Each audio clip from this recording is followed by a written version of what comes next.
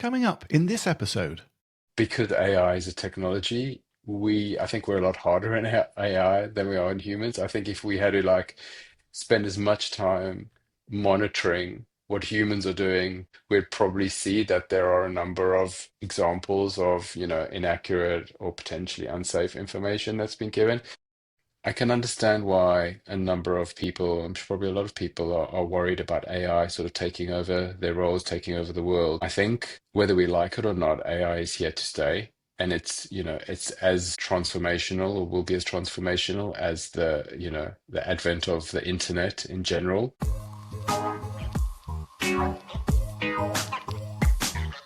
The analytical engine has no pretensions whatever to originate anything.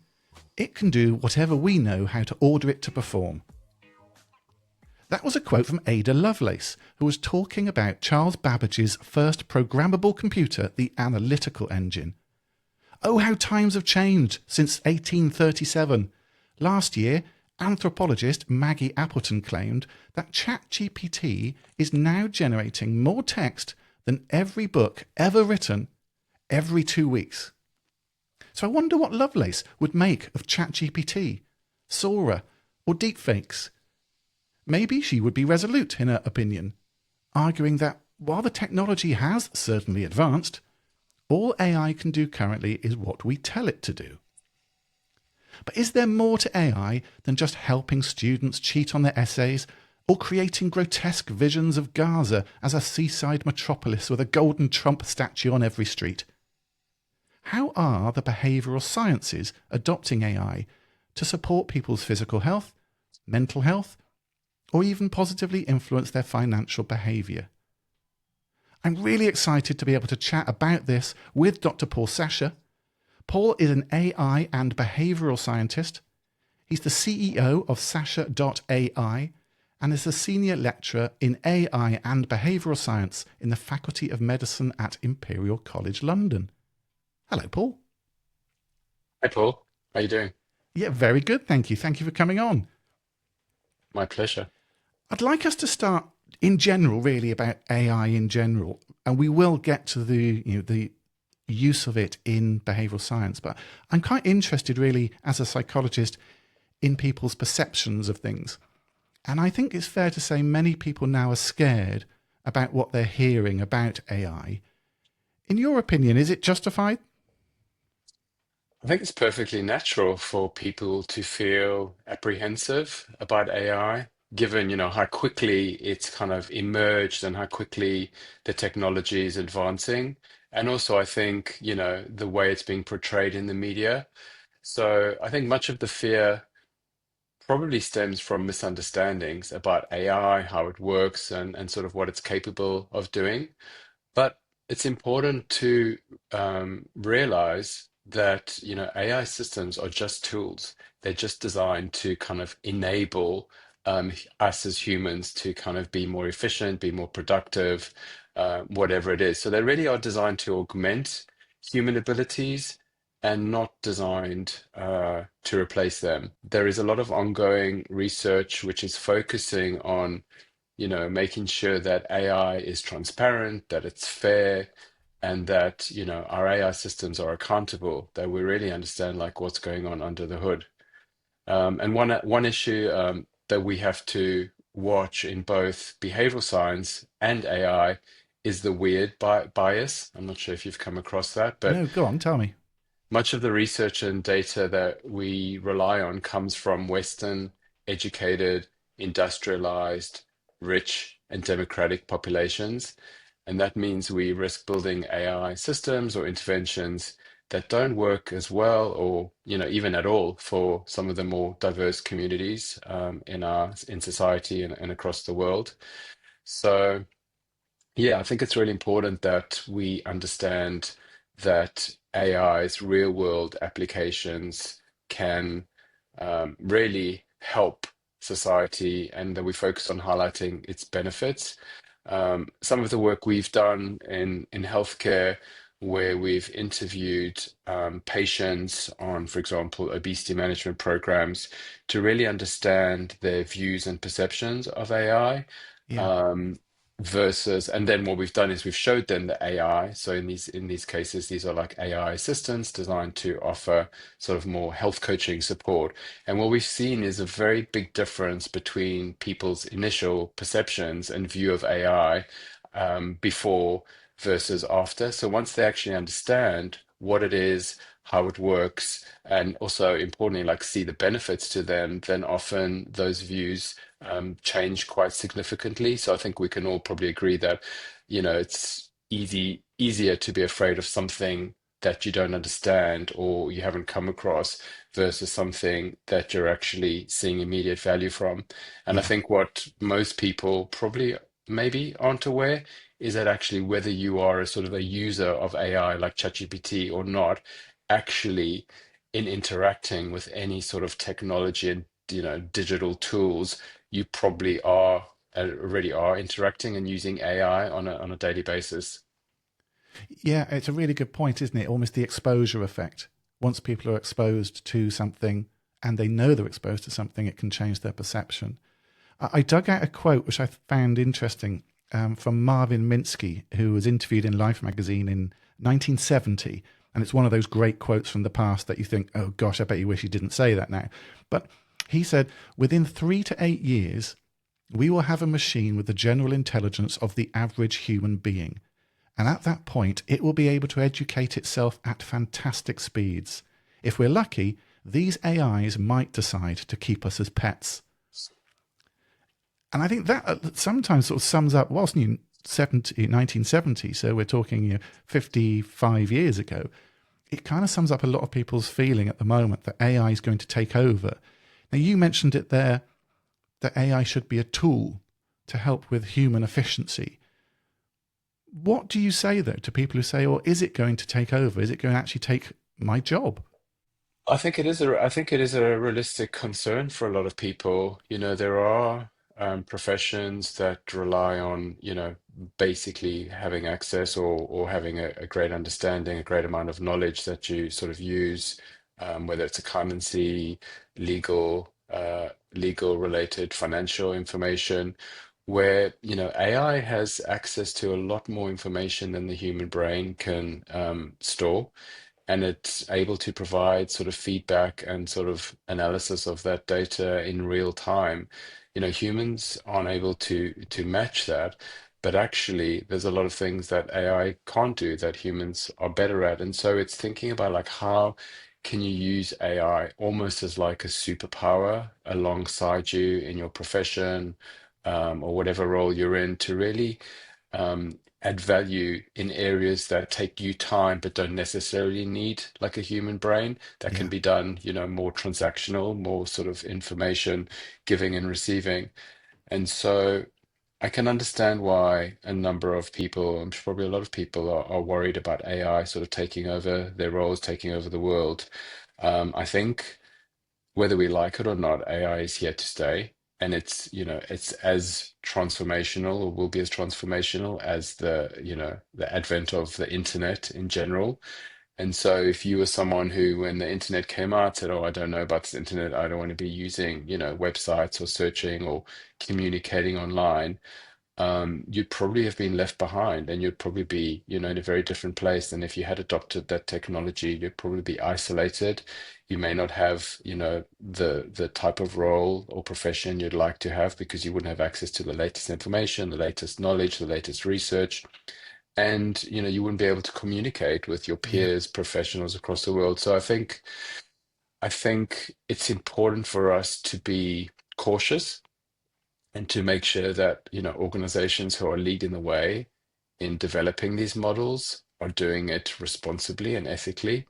And I think that's where the state governments need to sort of step in, and that's where the regulation around AI in the EU and the UK is really there to sort of protect us, and particularly in healthcare, the most highly regulated area, yeah. And is I certainly crucial. will talk about, or we'll get to sort of the ethical side of it, because it is going to be crucial, isn't it, going forward, making sure that the guardrails are in place. And I think I'd like to go into that.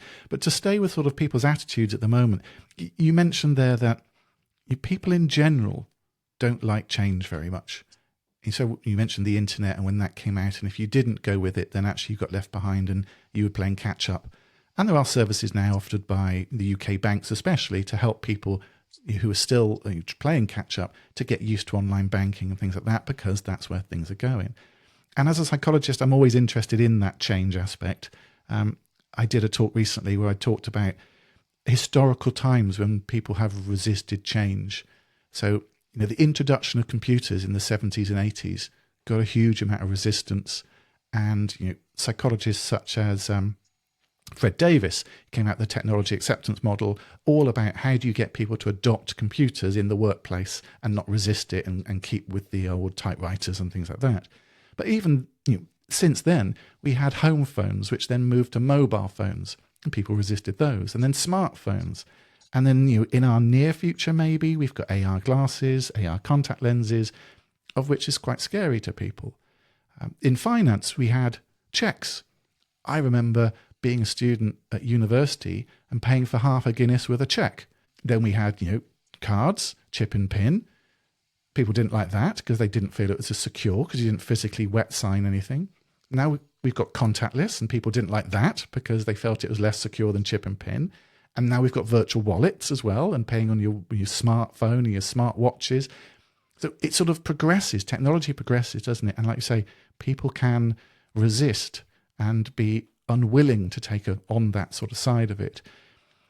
Now, I was part of a project, I think it was about 15 years ago, and it was in Cornwall, and it was a museum, and British Telecom wanted to put a museum together called Future World. And Future World was pretty much what it says on the tin there, all about the future, and you can go in and learn about what's going to happen. And we did say to them, you are really going to fail on this one, because if you put anything in and say this is the future, it's going to be out of date as soon as you put it in there.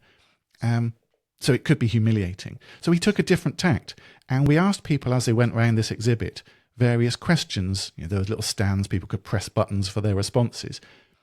And one of those questions was, would you be happy seeing a robot doctor? Now, this was 15 years ago. And what it did, as you walked around, it collected all of these bits of data, and right at the end, as you walked out the door, above the door was this absolutely massive projection of all the answers aggregated from all of the people that had visited and answered so far. And I was so surprised. It was about 6 months in, and we looked at the data. 69% of visitors said they would be happy to be diagnosed by a robot doctor at that point. Now, I thought that was kind of fascinating. I was not expecting that. I was expecting a huge amount of resistance. But then it got me thinking afterwards that, are there areas really where people might be more comfortable communicating with an AI than a human being? And I'm just interested in your thoughts about that. Yeah. So, I mean, that's really the focus of a lot of my work is really figuring out the benefits or the best applications of AI versus humans. So, I'll give you an example. At the moment, working in obesity management, we have teams of human health coaches that support patients while they're taking anti-obesity medications, that support them in setting goals and, and being there as for accountability and motivation and everything else that is important to support people on that sort of lifestyle change journey alongside the medications. Yeah, In many of these sort of online digital health services, what we're seeing now is, and what we're building are sort of AI assistants. So these are AI health assistants that are designed to really be there for patients, able to answer common questions 24/7 when they need advice there and then.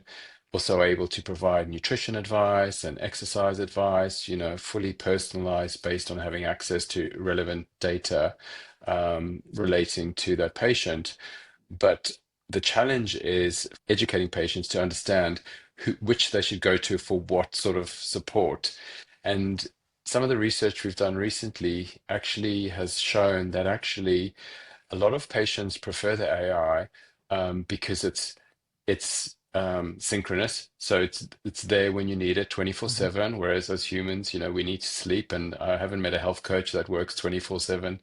7 days a week. So it's that instant access. We're so used to being able to like ask a question, go into, a search tool and get the answer we want. So people kind of expect that immediacy, and AI offers that.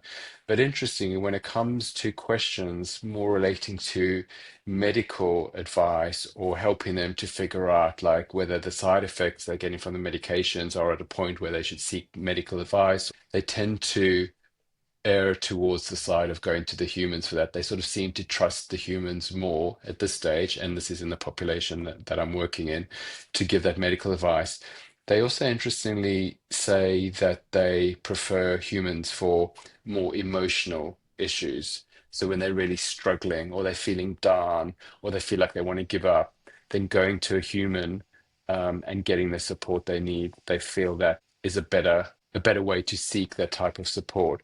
Now, in reality, a lot of the AIs can basically, it's very hard to differentiate if you're talking to an AI versus a human. Yeah. But, I feel personally that it's really important that it's made clear to people when they are interacting, particularly in healthcare and around sort of sensitive issues, whether they are talking to a human or an Yeah. AI. Because you can't lie to people, can you? Even if you did hide the fact that somebody's talking to an AI and therefore they got better results because of it, because they didn't have that preconceived idea that this is an unemotional program I'm talking to, Mhm. rather than you can't do that. That's unethical, isn't it? It is, but these tools, these assistants, they don't feel emotions, but they certainly convey emotions. And so, as you say, it's very hard in practice to actually know whether you're talking to an AI or a human, because these large language models like ChatGPT are so advanced now, and they're so good at sort of providing information using natural language Yeah. that actually it's very hard to differentiate. So I think where we're heading is really figuring out like hybrid models. So basically giving people access to the human support when they need human support, but also using the AI to provide information that doesn't necessarily need to come from a human. So saving the human time so that the humans can focus their time on people who have more complex issues or who need more sort of human-led support. Yeah. So, potentially, Do you struggling. feel that's where we are, or that's where we're heading in the near future? Is that going to be our long future, or will the exposure effect mean that people may be more comfortable in the 20, 30 years time just talking about those emotional aspects and those sort of medical advice aspects with an AI? Well, I think there's a lot of work happening in mental health, and I think probably some of the most progressive examples of AI being used in healthcare are around mental health. So there's only been one organization that's got an LLM approved as a medical device in the UK, and that's a company that offers mental health support. So, offering things like CBT, motivational interviewing, a whole range of different type of sort of therapies. And how does Um, it do it? What form does it take? Could you put sort of flesh on that? If somebody went to this company and with an issue and they were dealing with an AI, what form does it take? Is it chat? Is it audio? Is it video? I'm just trying to sort of work out in my head what it is. Generally, it's chat, because obviously there's no face to AI, but there could be. So, in terms of like a telehealth or a virtual call, I think that's largely done by humans, mental health professionals. However, what's happening in the background is that often AI is being used as a co-pilot. So it's kind of running alongside what the human's doing. It's helping to kind of prompt the human. I remember seeing it was it was a demo, and I'm not sure if it was real or whether it was just a prototype, but it was that interface that the doctor sees. So if you have an online appointment, and I think the company was Babylon, and it was to do with the NHS, it's what the doctor, the GP, sees when they're chatting with you. So you might just be on your phone at the other end, but the Mm, interface surrounding your camera feed to them was all the medical things that you had previously, but it was also listening to you and watching you. And one of the most interesting things I saw about it was that when the person on the other end made a facial expression, and it might just be a micro expression of not understanding what the doctor had just said, it flagged up a red banner to the doctor and said, the patient possibly did not understand that, rephrase it again. And in the demonstration, the doctor said, oh, what I mean is, and they sort of explained their term in more layman's terms. So it's that sort of thing where AI can be really useful as that hybrid. Is that what you're saying? Yeah, so that's like the nuances of understanding body language and sentiment analysis, not actually listening to the words someone's saying, but how they're actually saying it. And, almost taking like an emotional temperature check of their patient. Because often, like a physician or a psychologist or a therapist, they're in their head, they're thinking about what they need to say next. They're kind of taking in the information from the patient, sort of Yeah, doing their internal analysis, figuring out like what approach is best, which behavior change techniques or strategies to use, but actually often they're kind of missing like key information, as you've just said, which could be like how the person's feeling, whether they're understanding it or not. And so having almost like a coach. So, how AI is being used in like corporate settings is it's being used as a co-pilot coach. So that could be used when someone's writing an email to a colleague. It could be reading the email and saying, you know what, the way you are framing that doesn't really align with our corporate values. Here's a suggestion of how you might approach it, or it's coming across a bit defensive. Reframe it in this way and actually rewriting what you're writing in real time. yeah. So I think there are many examples of how AI can be used as a co-pilot to help augment what we as humans are able to do between like thinking, talking, and everything else that's required to deliver, real time conversations to patients or clients or even to your fellow employees. You mentioned obviously people feeling comfortable talking with an AI in certain respects, but potentially not medical advice.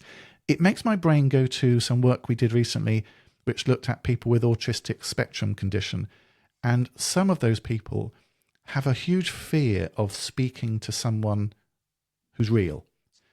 Now, what I'm starting to think is that the AI chatbot could be a way to allow people who have that fear to engage with the medical profession or even potentially other professions, the finance profession, the legal profession, professions we may not want to speak to people, but you do want answers from.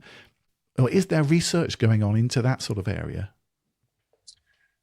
I'm not as familiar with the research in that area, but I do think that for some people, interacting with technology is definitely easier or more comfortable than interacting with another human, which is why we probably see a huge increase in social media usage and people interacting, almost anonymously online.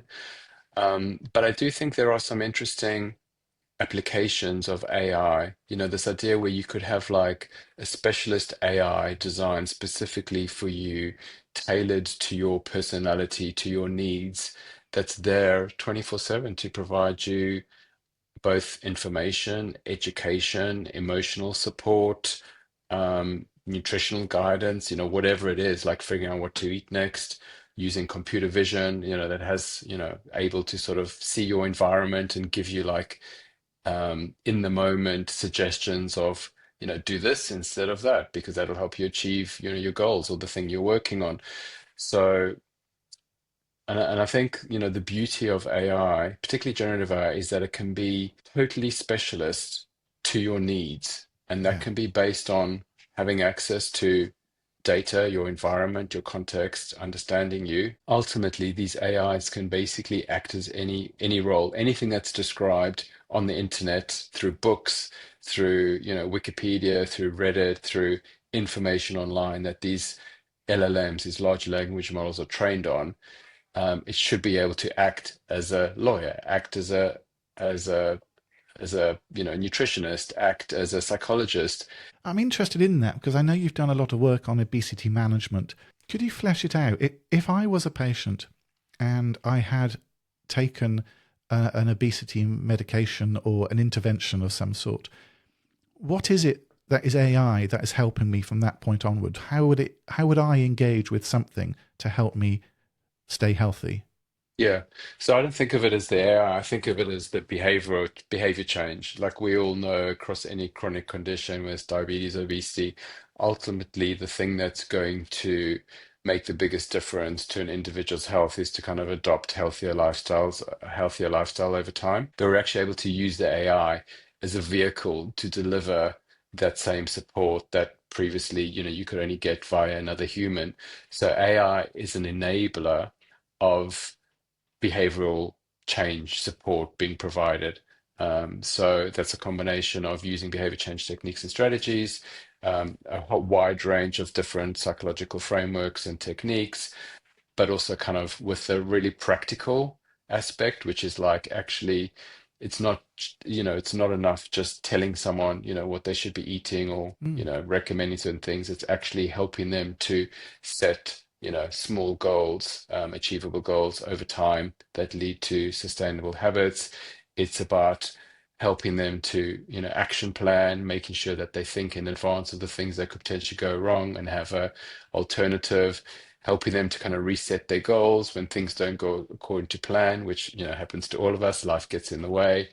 And then importantly, like the problem solving, when things get in the way and things don't go according to plan, for a lot of people, they just decide to give up because they Yeah. just can't be bothered anymore. They get frustrated, they lose their motivation. But actually having an assistant who's there to kind of problem solve, to relook at it, what went wrong, what were the barriers, So, what so was that the happened. How would I interact with that? If I was on a good streak of eating healthily and not slipping into my old ways, but then suddenly I felt either temptation or I did something and which is against my plan, how would I interact with that Mm. assistant?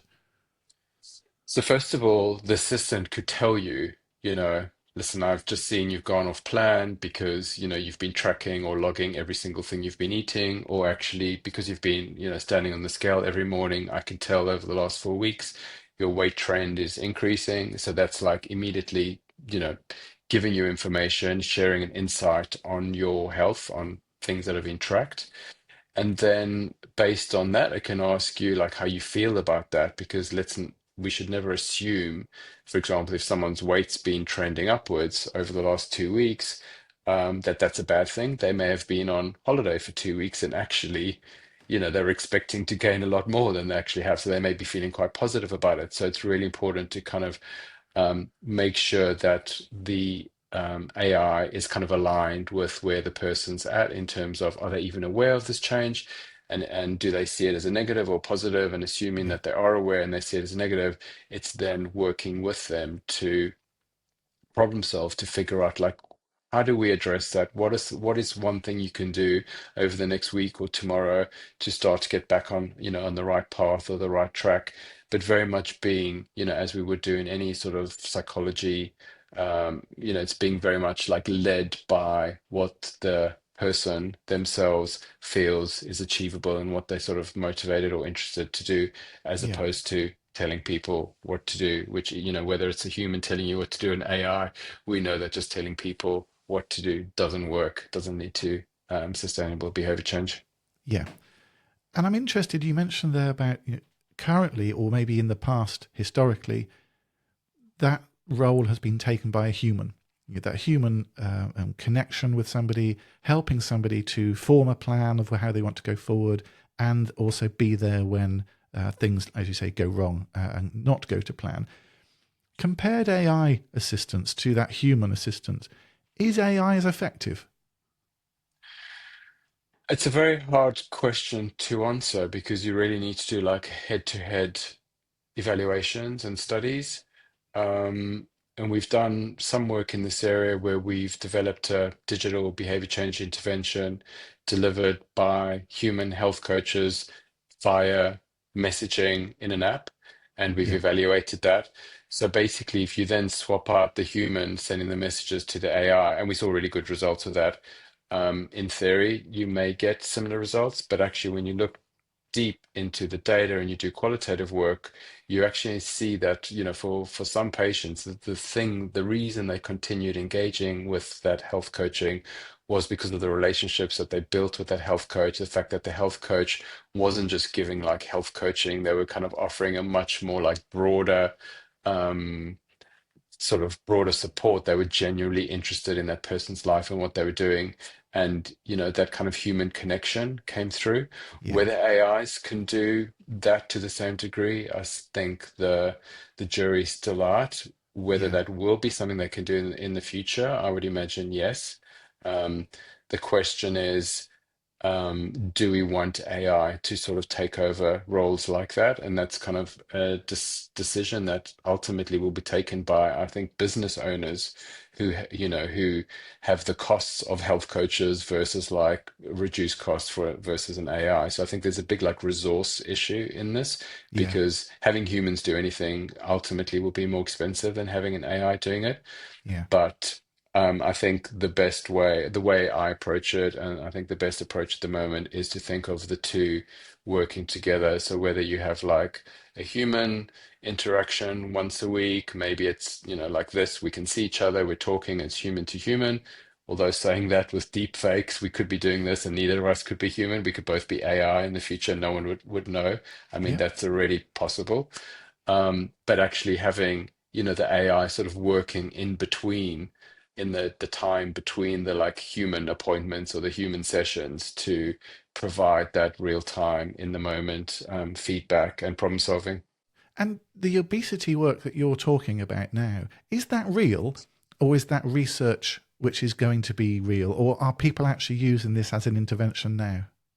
Yeah, it's been used. So we've built a number of AI health assistants for patients on obesity management programs. We even built a framework for the evaluation of AI health coaches because when we were looking at like how do we, if this was a human health coach, Yeah. there's a lot of um, frameworks and there's training and it's Yeah. there are methods to be able to evaluate how well someone's doing from a health coaching perspective. When it comes to AI, we couldn't find anything at the time, so we developed our own framework, and that's just been it's in press at the moment. And then also in the UK, we're working with one digital health provider who has a large number of obesity management patients, and we're slowly rolling out the AI health assistant to their whole patient population.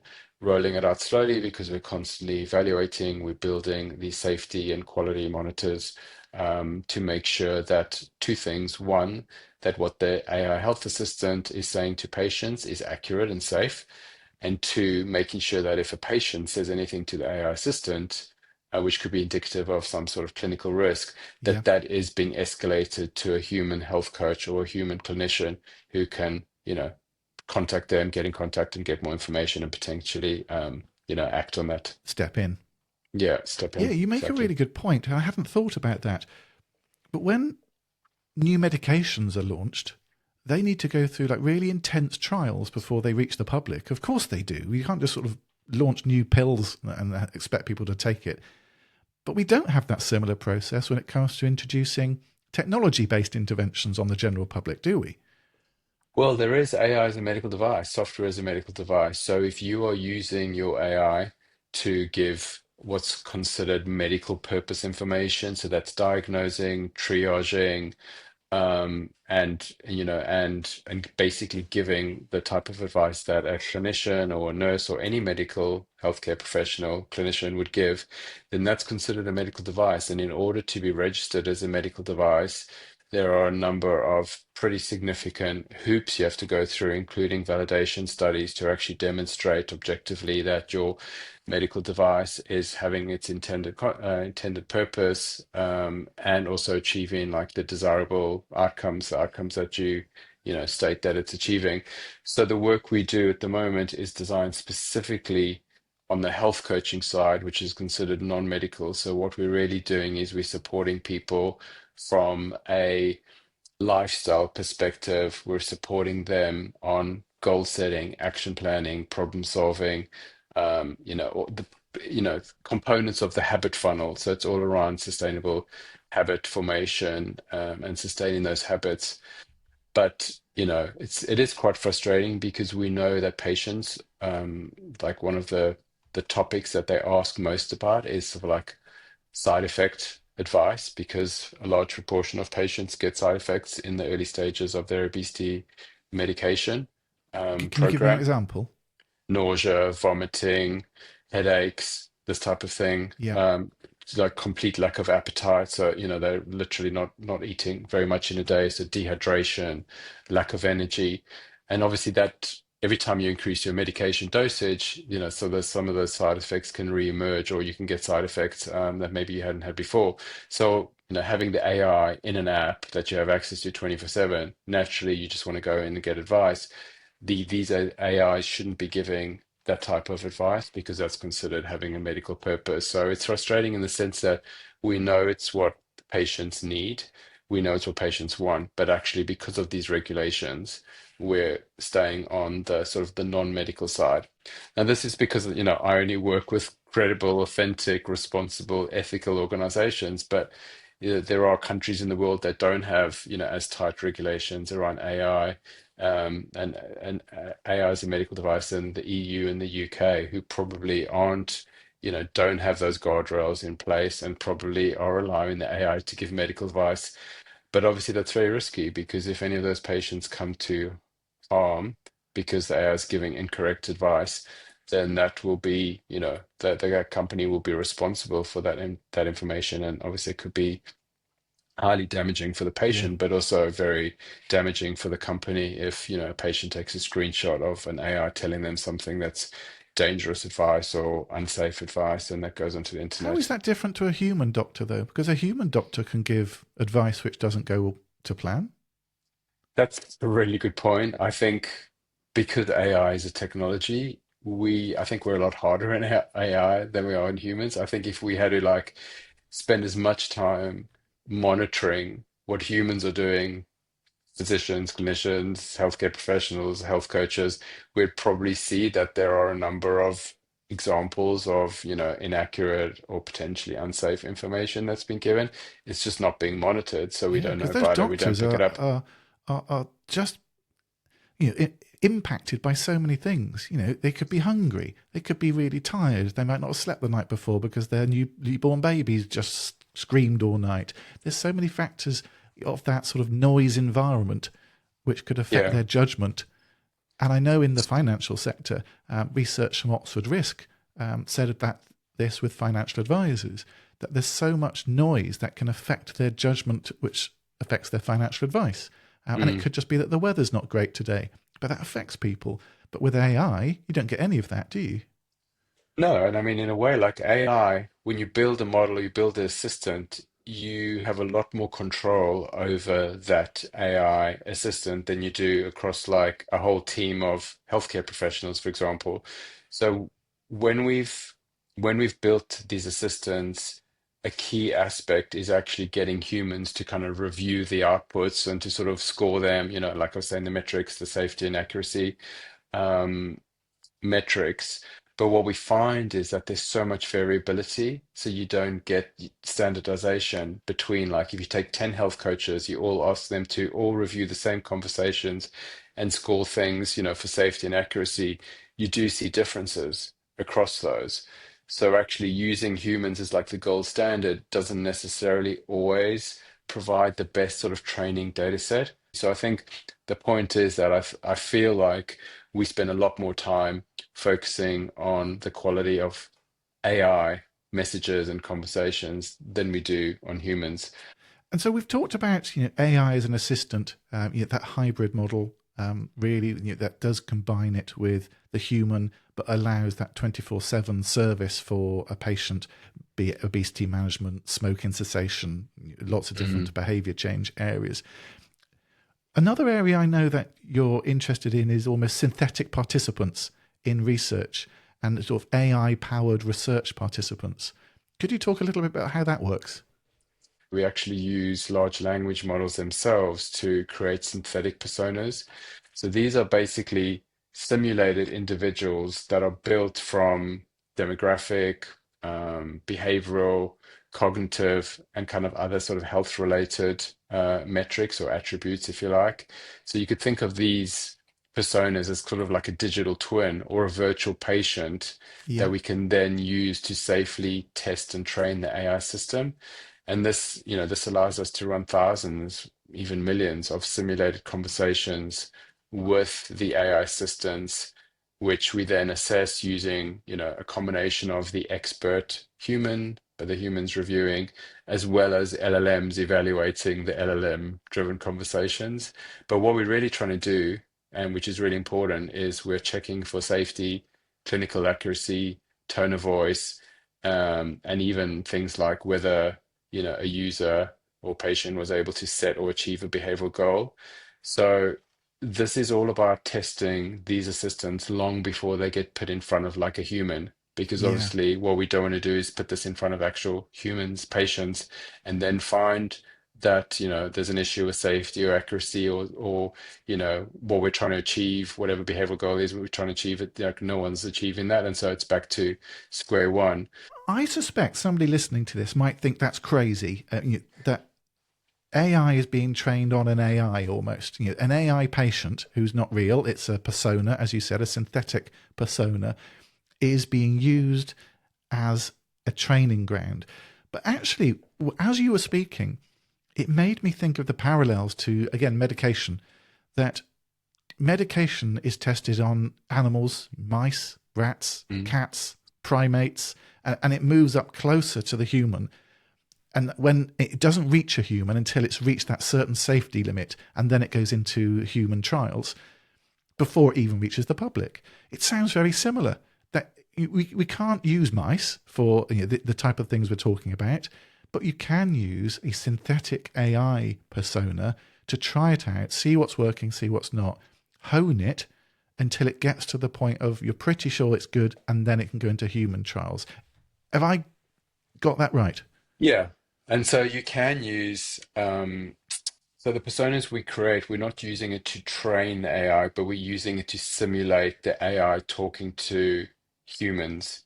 And we're evaluating those conversations in the absence of having access to armies of humans that we can, test the AI Yeah, system with, because it could actually give unsafe or inaccurate yeah. information. So it's a stepping stone that we use to increase the likelihood that the AI is going to be safe and accurate before we put it in front of humans. Yeah, okay. We've talked about AI as an assistant to human behaviour. Somebody who is under an obesity management plan and helping them stay on track. I'm interested, of course I am, about changing behaviour, actually using AI to change behaviour from the outset. And I Mm, think there was a study that came out last year, which was very interesting, by David Rand, MIT, and they used a chatbot, an AI chatbot, to change people's beliefs in conspiracy theories. So such things as the Earth is flat, the moon landing was faked, those sorts of things. And what they found was when they engaged with a chatbot, it reduced and lessened that conspiratorial mindset in those people. And the hypothesis I think they put out there was that the problem isn't that people ignore evidence, but is that the evidence out there is simply sort of inadequate, and it's lacking that personalization for that individual, I suppose. That when an individual comes and speaks with somebody, so if somebody who believes that the moon landings were faked is speaking to somebody who's saying, actually, of course they're not, that person might say, but how do you explain that the flag is waving in the photographs or in the videos, and of course there's no gravity? And the other person might not have that argument in their sort of lexicon, in their memory, to go, and they have to go, I don't know. And so that conspiracy theorist goes away going, well, I've won that argument. So I think that was the power that they said this, I think they call it the debunk bot, had, that it could have a very tailored conversation with that individual, which very much worked on the questions they were asking, but it had access to vast amounts of information at its fingertips, or at its digital fingertips, I suppose. mm, Now, I found that fascinating because you can see that how that idea of a chatbot with all of that information, but with a tailored conversation, could be used to tackle resistance to vaccinations.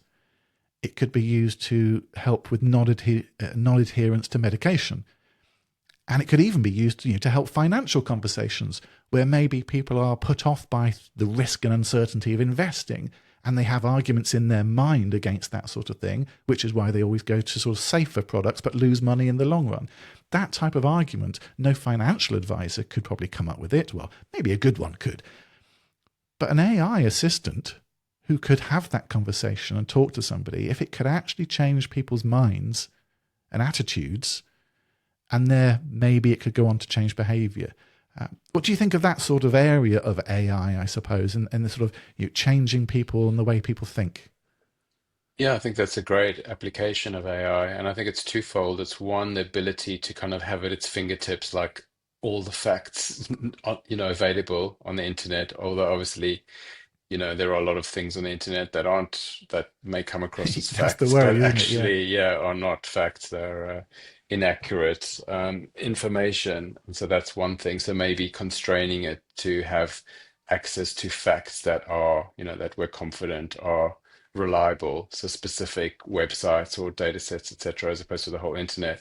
But the other sort of superpower that the AI has is the ability to personalize and tailor its communication style based on an understanding of the person's age, ethnicity, which country they live, or culture, what they eat.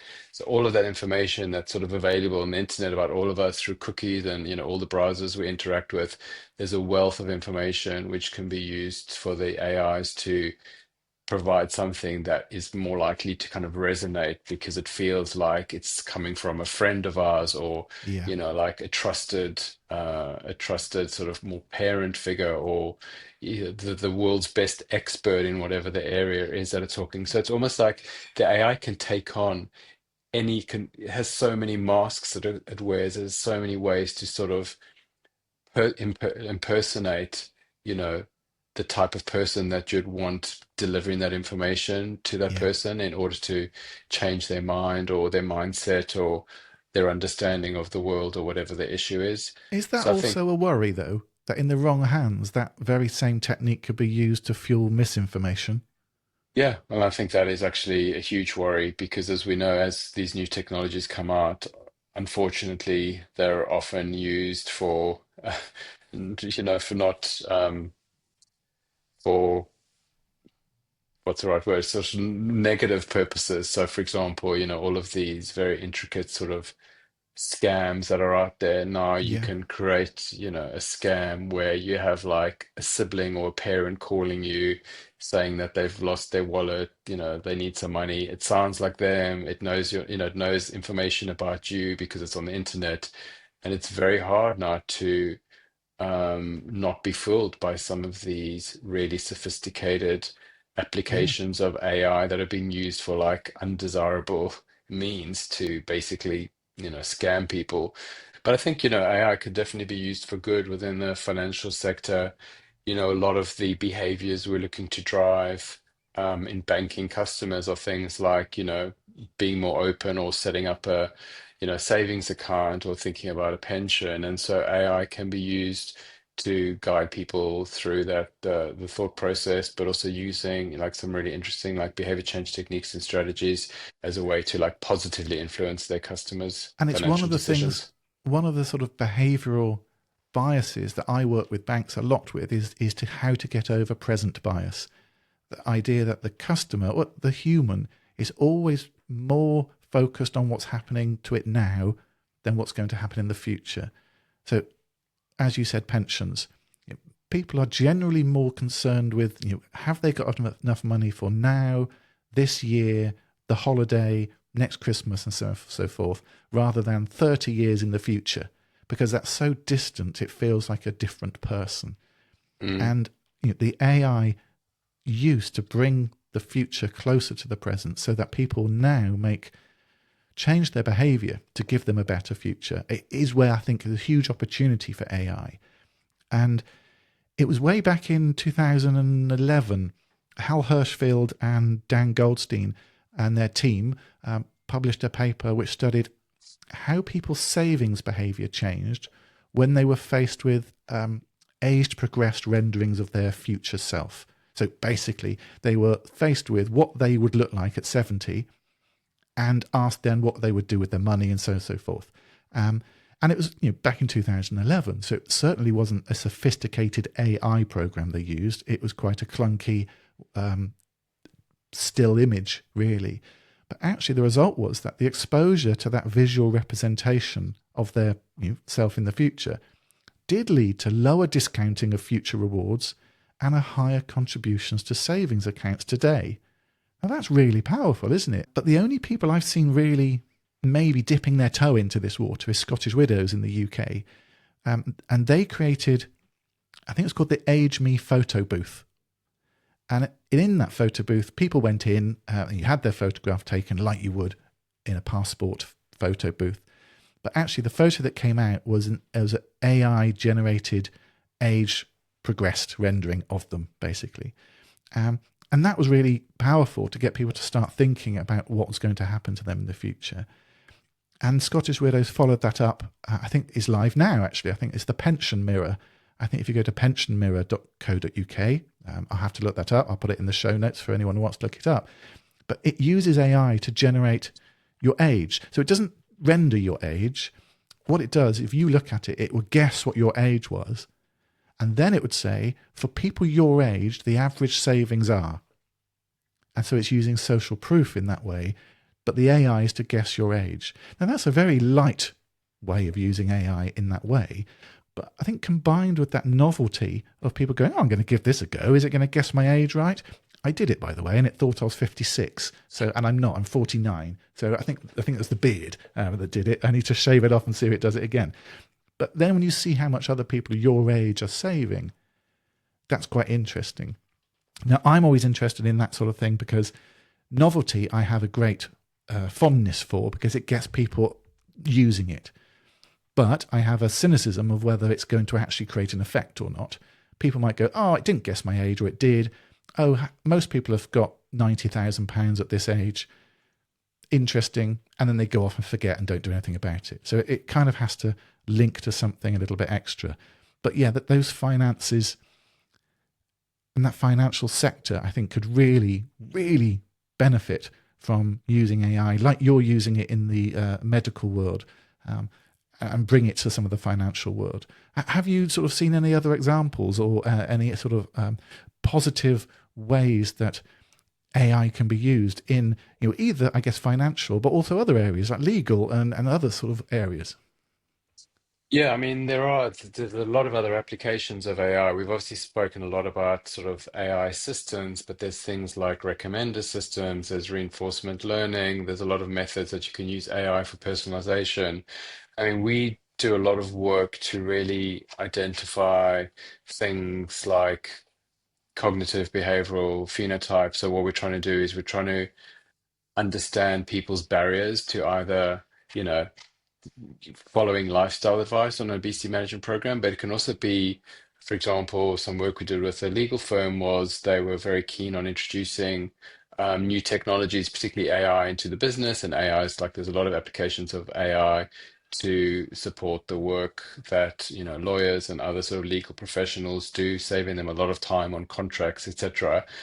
But what they were concerned about is that they were constantly employing new employees, and that some of these employees were coming with all of this sort of baggage around AI. They didn't trust it, they didn't like it, they were technophobes. So we developed a way of profiling these employees as part of the barrage of other sort of psychometric tests. We developed a bespoke assessment which helps to identify barriers to technology implementation.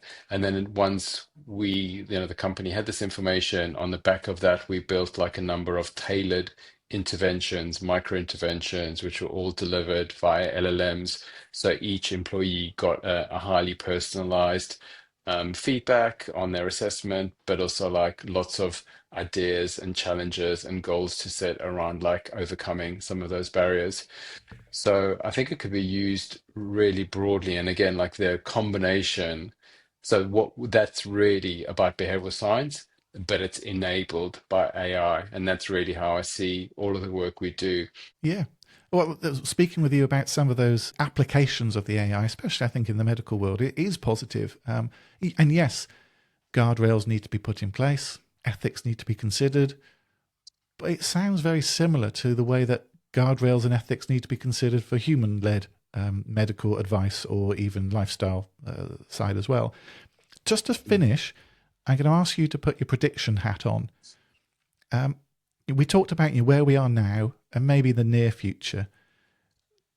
What's your vision of a perfect future where AI does interact with humans in a positive way regarding behavioural science? Where do you want it to go?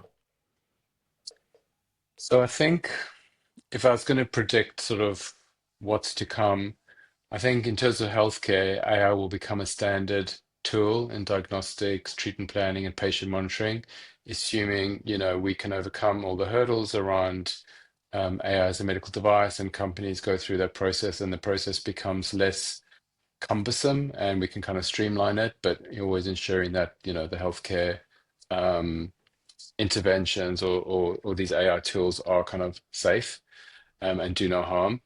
But one example, the team that I'm working with at Imperial, they developed an AI-powered stethoscope. So it's already been evaluated. It's been rolled out to over 100 GP clinics across the UK.